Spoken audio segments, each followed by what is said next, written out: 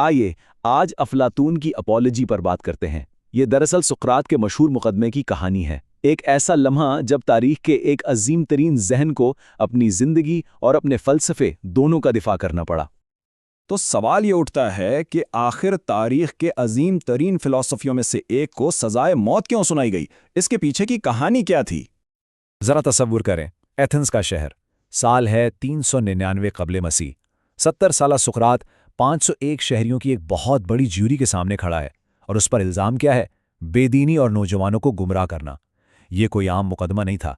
इसमें सिर्फ सुकरात की जिंदगी ही नहीं बल्कि एथेंस की रूह भी दांव पर लगी हुई थी। अच्छा, अब आते हैं सुकरात के दिफा की तरफ। सुकरात ये बात अच्छी तरह जानता था कि असल इल्जामात का जवाब देने से पहले उसे उन पुरानी अफवाहों और बदनामियों से निमटना होगा जो कई दहाइयों से लोगों के जहनों में उसके खिलाफ जहर भर रही थीं। और सुकरात के अपने अल्फाज में इसकी हिकमत अमली साफ नजर आती है। वो कहता है कि असल खतरा ये नए मुद्दे नहीं बल्कि वो पुरानी झूठी बातें हैं जो ज्यूरी के मेंबरान बचपन से सुनते आ रहे हैं। वो कहता है कि ये अफवाहें कहीं ज्यादा खतरनाक हैं। तो आखिर ये पुराने इल्जामात थे क्या? अफवाहें ये थीं कि सुकरात आसमान और ज़मीन के नीचे की चीज़ों की खोज लगाता है, यानी कुदरती फ़लसफ़े में पढ़ता है। वो कमज़ोर दलाइल को मजबूत बनाकर पेश करता है, पैसे लेकर ये सब सिखाता है और शहर के देवताओं को नहीं मानता। ये इल्जामात, जो आज शायद इतने संगीन ना लगें, उस वक्त के एथेंस के लिए बहुत बड़ा खतरा समझे जाते थे। इन पुरानी अफवाहों को एक तरफ रखने के बाद सुकरात अपने दिफा के सबसे अहम हिस्से की तरफ आता है। डेल्फी की मशहूर ओरेकल की वो कहानी जिसने उसकी पूरी जिंदगी का मकसद ही बदल कर रख दिया था। ये सारा किस्सा शुरू होता है डेल्फी से आए एक पैगाम से। सुकरात का एक दोस्त किरिफोन ओरेकल के पास गया और उसने एक ऐसा सवाल पूछा जिसने सुकरात की जिंदगी का रुख ही मोड़ दिया। ओरेकल का जवाब बड़ा हैरानकुन था। कोई भी सुकरात से ज्यादा दाना नहीं है।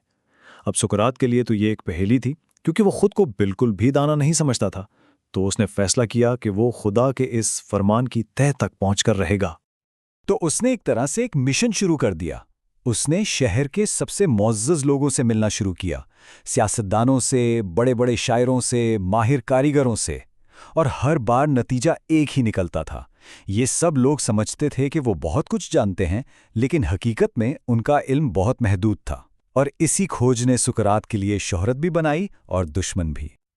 और यहीं से हमें सुकराती दानाई का वो मशहूर तसव्वुर मिलता है। सुकरात कहता है कि शायद मैं उन लोगों से सिर्फ इतनी सी बात में ज़्यादा दाना हूं कि जो मैं नहीं जानता उसके बारे में मैं ये मानता हूं कि मैं इसे नहीं जानता।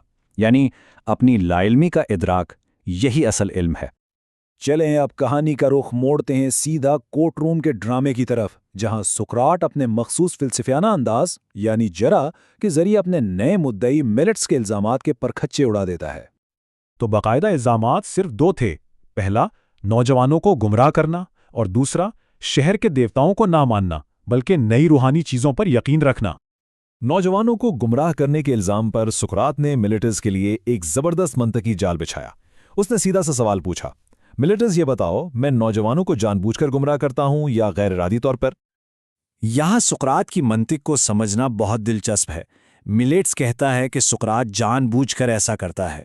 सुकरात का जवाब सीधा सा है, भला कोई क्यों जानबूझकर अपने आसपास के लोगों को बिगाड़ेगा? क्योंकि बुरे लोग तो दूसरों को नुकसान पहुंचाते हैं। तो क्या कोई भी शख्स जानबूझकर खुद को नुकसान के खतरे में डालेगा? ये तो बिल्कुल गैर मंतिकी बात है। और इस मंतिकी दलील के साथ सुकरात ने मिलेटस को एक तरह से शाम मात दे दी। वो कहता है, देखो, या तो मैं नौजवानों को बिगाड़ता ही नहीं हूं, या फिर अगर ऐसा करता भी हूं तो गैर इरादी तौर पर करता हूं, और दोनों सूरतों में तुम झूठे साबित होते हो। अब मुकदमा अपने उरूज पर पहुंचता है। ज्यूरी का फैसला सुनाया जाता है। सुकरात एक हैरानकुन जवाबी सजा तजवीज करता है और फिर वो फलसफियाना जिंदगी का एक ऐसा दिफा करता है जो तारीख में अमर हो जाता है। और जब फैसला आया तो सब हैरान रह गए। फर्क था सिर्फ 30 वोट का। अगर सिर्फ 30 ज्यूरी मेंबरान ने दूसरी तरफ वोट दिया होता तो सुकरात बरी हो जाता। यह नतीजा खुद सुकरात के लिए भी गैर मुतवक्का था, और इससे पता चलता है कि ज्यूरी किस कदर मुनकसिम थी। इस्तिगासा ने तो सीधा सीधा सजाए मौत मांगी, लेकिन सुकरात ने जवाबी तजवीज़ में जो कहा उसने शायद पूरी ज्यूरी को हिलाकर रख दिया। उसने कहा कि शहर की खिदमत करने के बदले उसे सजा नहीं, इनाम मिलना चाहिए। और इनाम क्या? प्राइटेनियम में जिंदगी भर मुफ्त खाना। ये वो एजाज था जो ओलंपिक चैंपियंस को मिलता था। ये कोई तकब्बुर नहीं था, ये उसकी उसूल की बात थी। सकरात ने दो टोक कह दिया कि वो इंसानों के बजाय खुदा का हुक्म मानेगा, और जब तक उसकी सांस में सांस है वो फलसफे से बाज नहीं आएगा। और फिर वो अपनी मशहूर मिसाल देता है। वो खुद को एक डांस यानी गैटफ्लाई कहता है, जैसे खुदा ने एथेंस जैसे एक अजीम लेकिन सुस्त घोड़े को मुसलसल चुबोकर जगाए रखने के लिए भेजा है ताकि वो सोया ना रहे। और फिर वो तारीखी जुमला आता है जो आज 2500 साल बाद भी फ़लसफ़े की दुनिया में गूंज रहा है।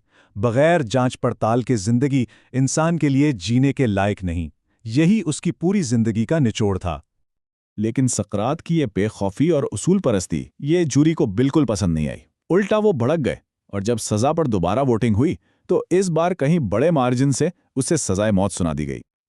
लेकिन कहानी यहाँ ख़त्म नहीं होती। अपने आखिरी कलमात में भी सुकरात एक गहरा फलसफियाना नुक्ता उठाता है।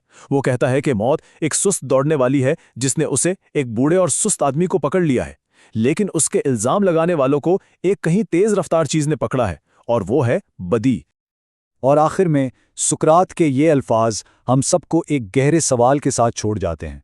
अब जुदा होने का वक्त आ गया है। मैं मरने जा रहा हूं, तुम जीने जा रहे हो। हम में से कौन बेहतर अंजाम की तरफ जा रहा है, ये खुदा के सिवा कोई नहीं जानता।